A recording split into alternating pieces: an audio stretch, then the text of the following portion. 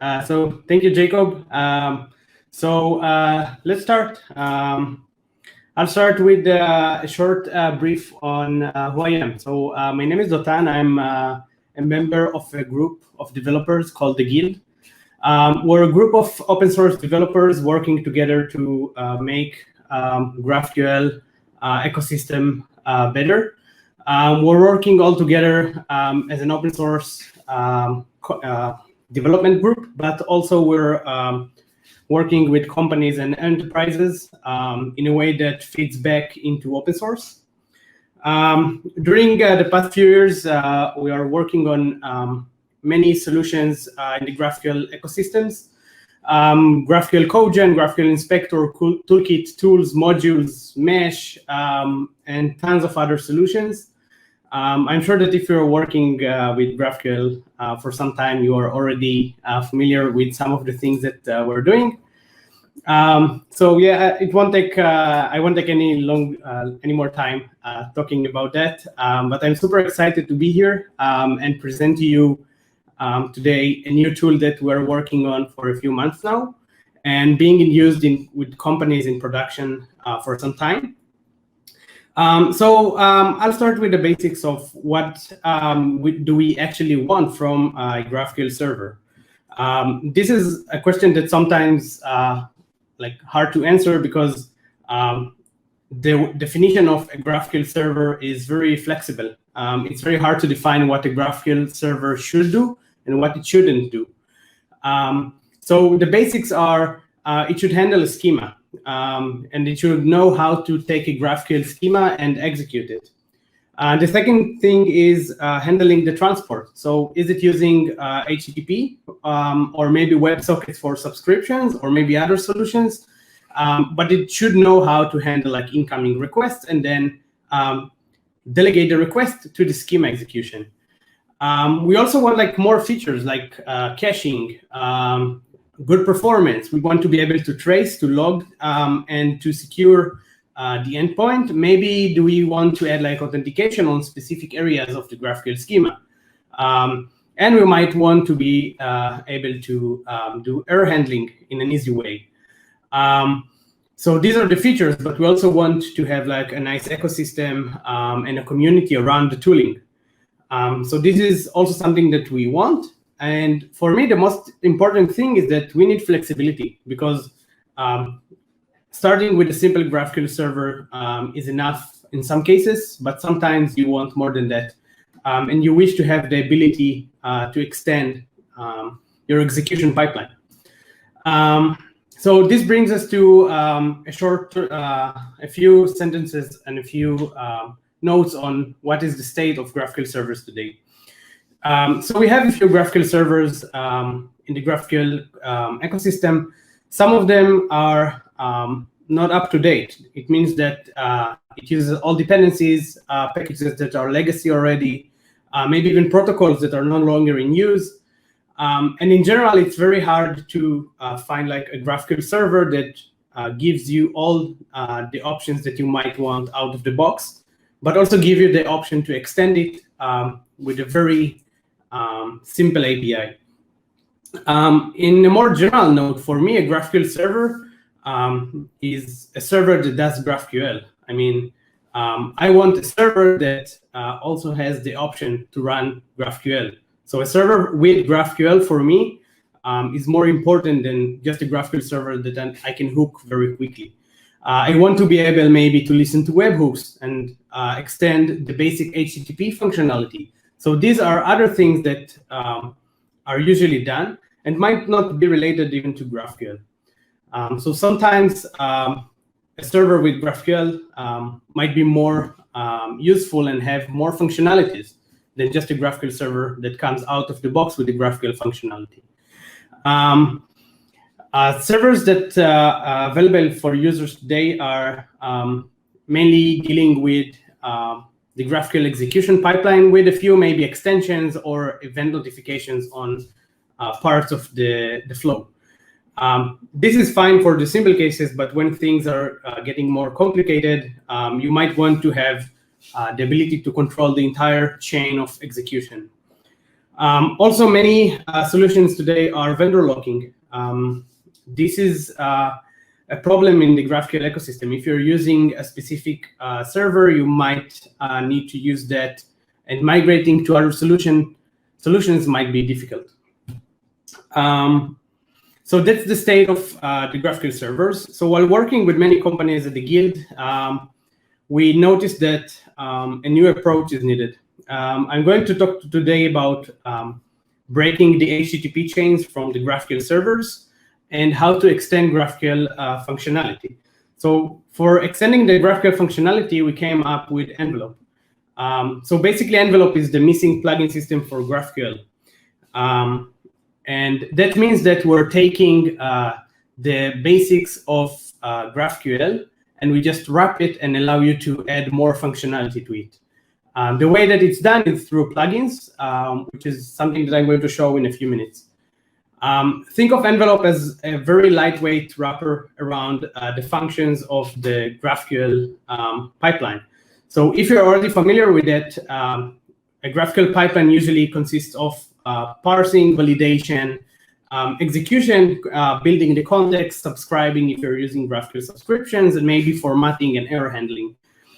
This is usually the pipeline and the chain. I'll show a code example for what does a very basic GraphQL server means. So what Envelop does is just basically wrapping GraphQL. And I wrote here nothing more because we keep the signature of the GraphQL.js functions as is. We're not changing anything.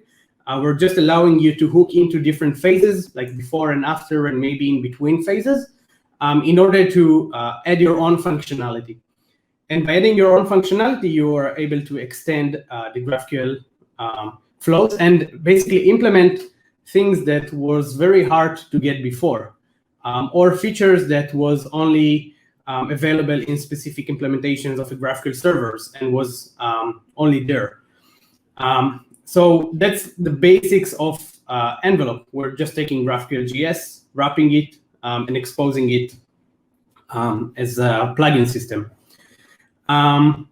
So I talked a bit about like breaking the chains of the HTTP, and this is an important part of what Envelop is and what it does. Consider that today we're not using only HTTP, we're using maybe WebSockets. Some users are using SSE, like event stream of data. Some are using multipart to send responses, and maybe even you're deploying on serverless. The only common piece between all of these is that they have like a well-defined request and response structure. Some of them need some kind of normalization in order to make it like the same or similar to make it easy to handle.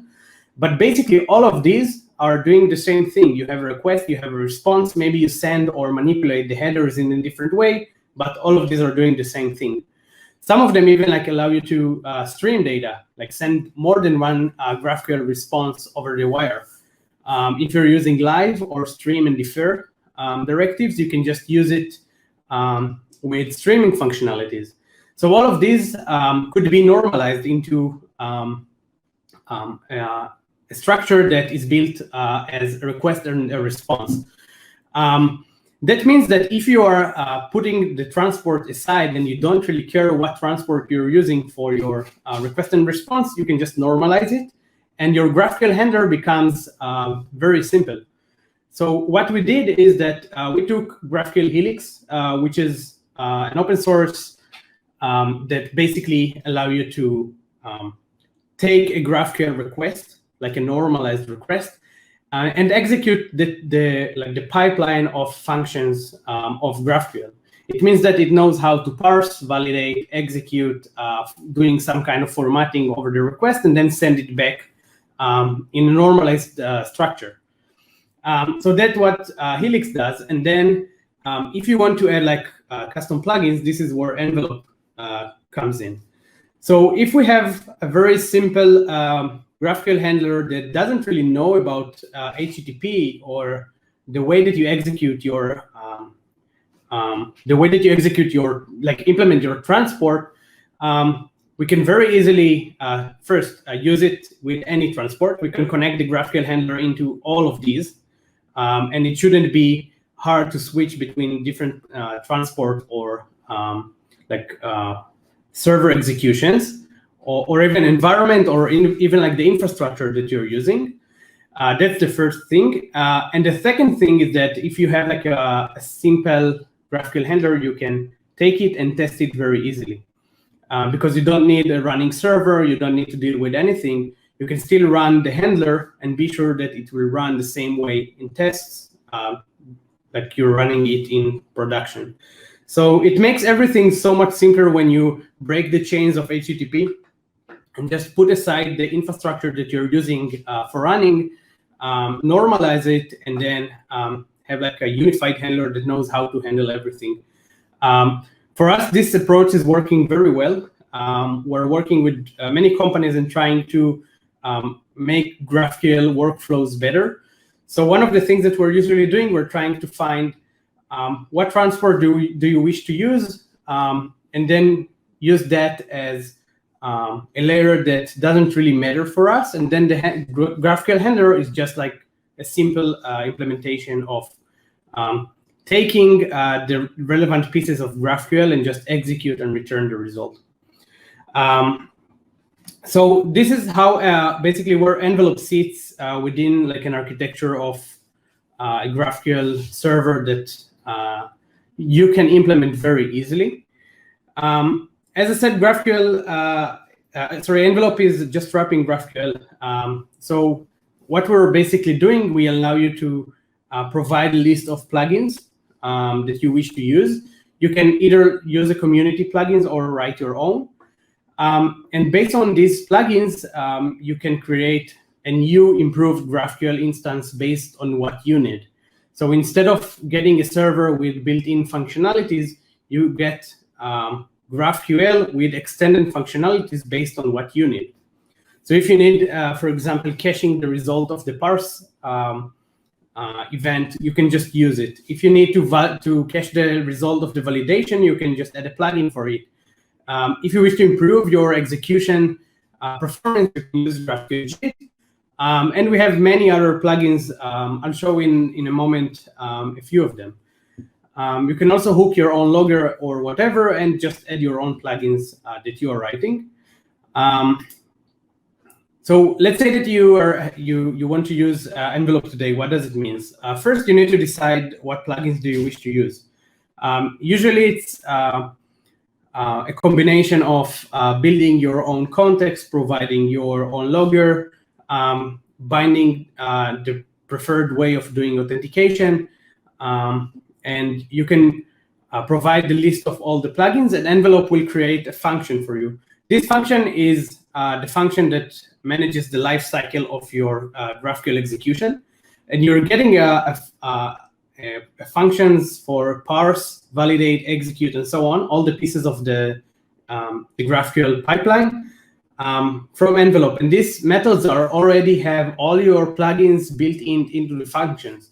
So for example, if you want to use, you wish to write a plugin that manipulates the way that parse works, the actual parsing of GraphQL, you can do that. And out of the get enveloped functions, you're going to get a parse function that has your functionality built in. So when you call it, all of your plugins and the like all the plugins that you use to create like the Envelop instance is just running and providing the enriched functionality. This is an example of like how a whole pipeline of GraphQL execution runs. So first, you need to take your schema, validate it, then you wish to parse the document that you get from the networks because it's just like a query string. Then you wish to validate it against the schema to make sure that there are no errors. And finally, you wish, oh, sorry, I'll try to make it bigger. I'm not sure if I can. Yep, I can this one because it's an image. Sorry. But basically, just execute. I think on this one, you can see it, I guess, even better. So you're doing execute, and then the execute is just being sent. This is the more an example with like all the flow of the operation. I can share later an example on GitHub. So now that we understand what Envelop is, it's time to talk about what it can do. So as we said, Envelop sits between your GraphQL, between GraphQL.js and between the request pipeline. So this is where you extend all of the functionality of GraphQL and add your own plugins. It doesn't matter which HTTP server you're using, or even if you're using HTTP, you can use anything.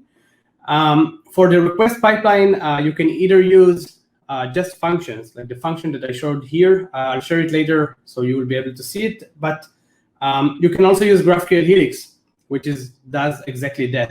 It just manages the life cycle of running and executing GraphQL queries.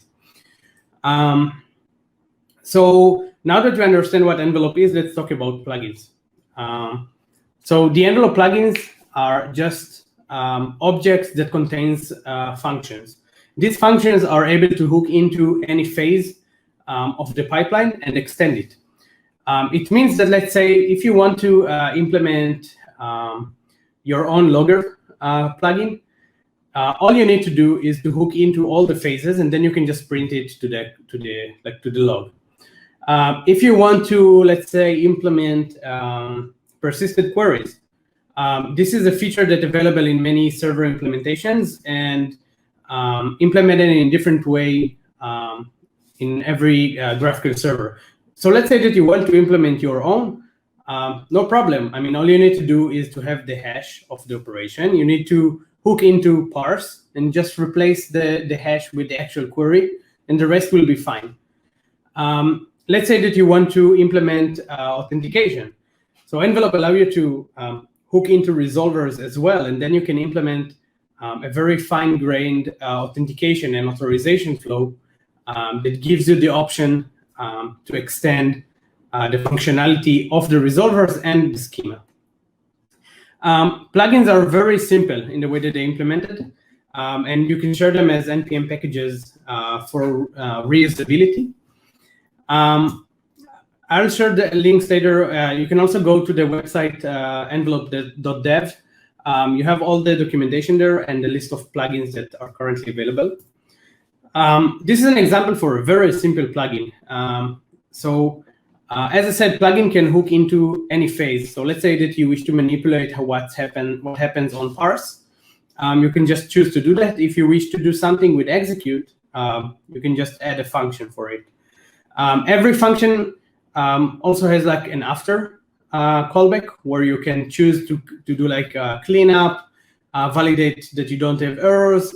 If you wish, for example, to implement a plugin that masking all the internal errors, this could very simply implemented when the execution is done. Here is an example for another plugin. This plugin, as I said, is a very simple example for a logger. We're just hooking into the parsing function, printing the output, and then, printing the input for the parse function, and then hooking into the after when the parser is done and just print the result. We're doing the same with execute. You can do it with validate. We have phases for building the context, for subscriptions, and actually the API of Envelop is very low level. So you can access and manipulate any part of the pipeline and change the behavior of GraphQL to what you need. As I said before, plugins are shareable. That means that you can very easily take a plugin and just make it a package and share it on NPM. We created a very nice website for Envelop where you have this plugin hub, and everyone can contribute and add their own plugin to it.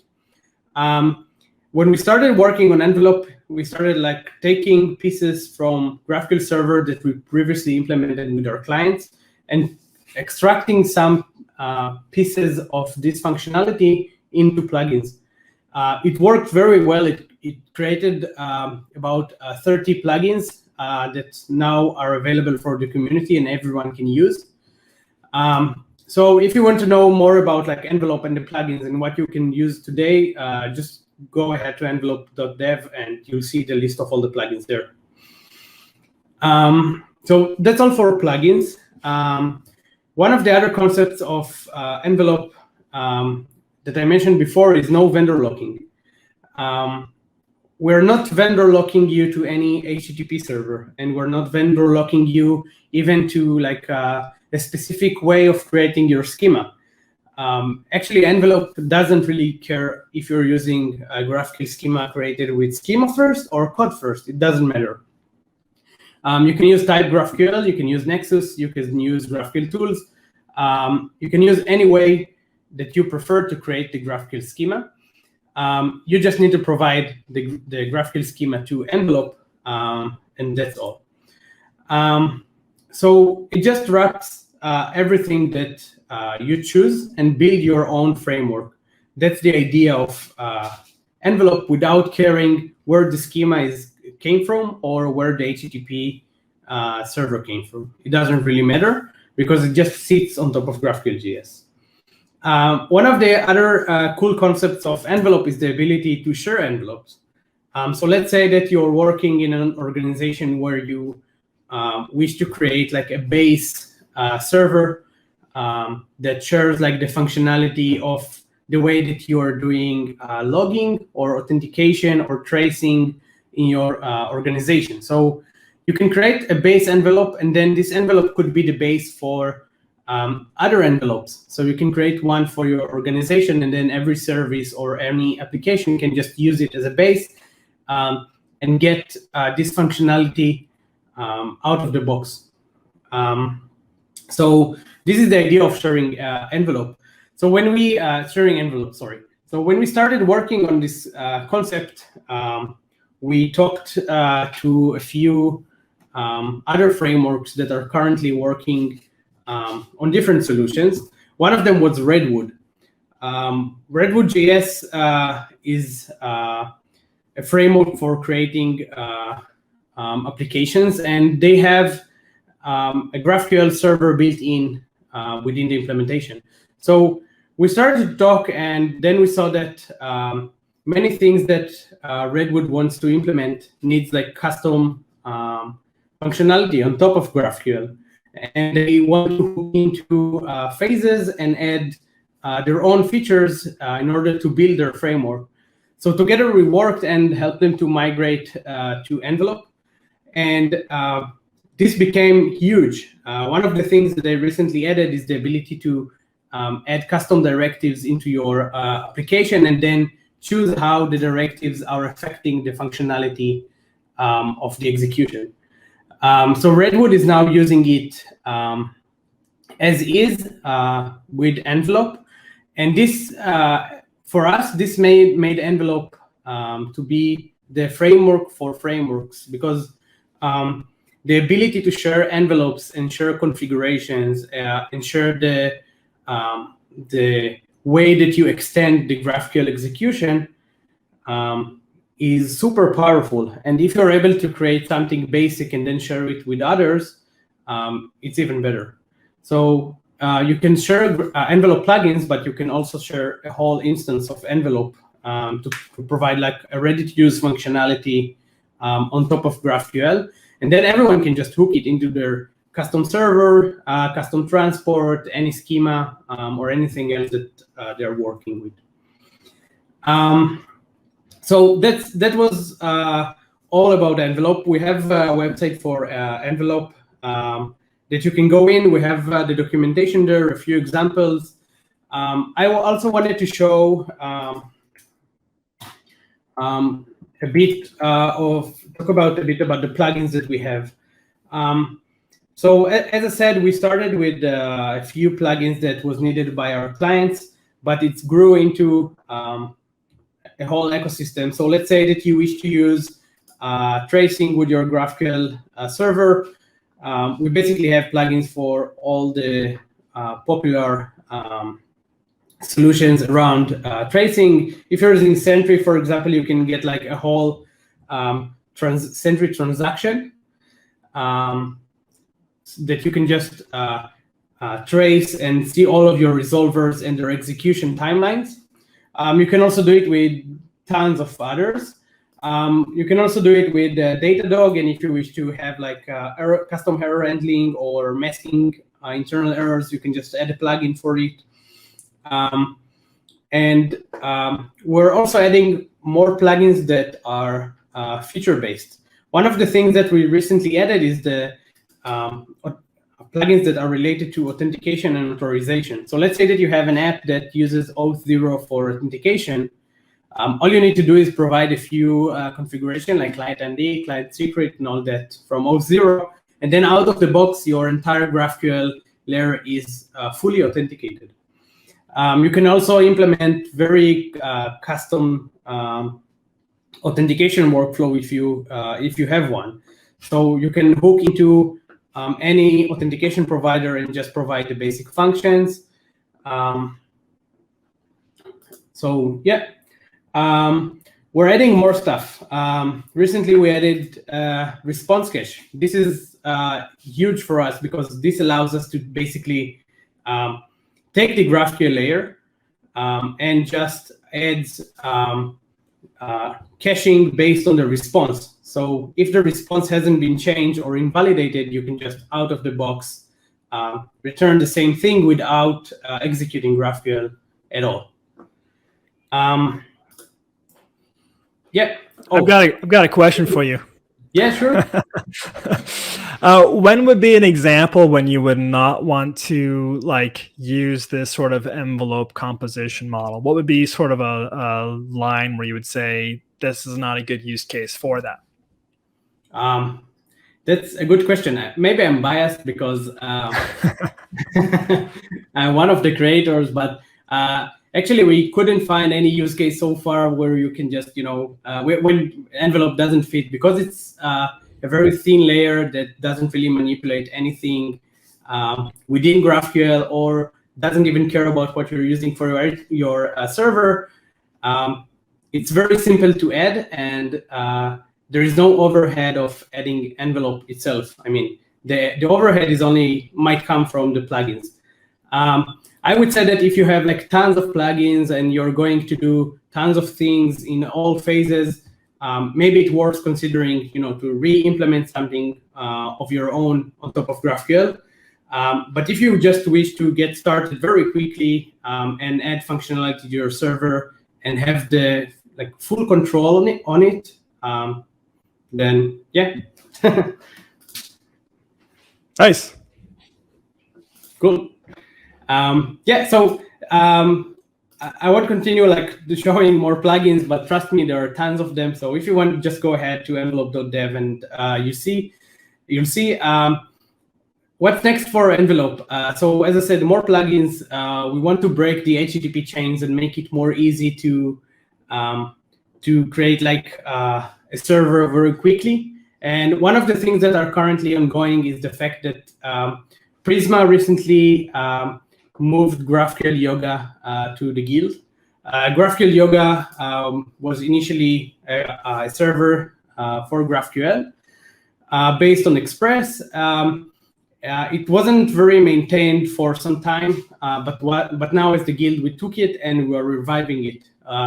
We're basing it on Envelope, and we want to make it as flexible as possible for anyone to just use it as a GraphQL handler and then the server very quickly with the power of the Envelop plugins. Yeah, so that's all for me. Thank you, everyone, for joining and listening. Feel free to try Envelope, and if you have any questions, you can just reach out directly to me. Thank you. Okay, thank you, Dotan. That was really great. Thank you.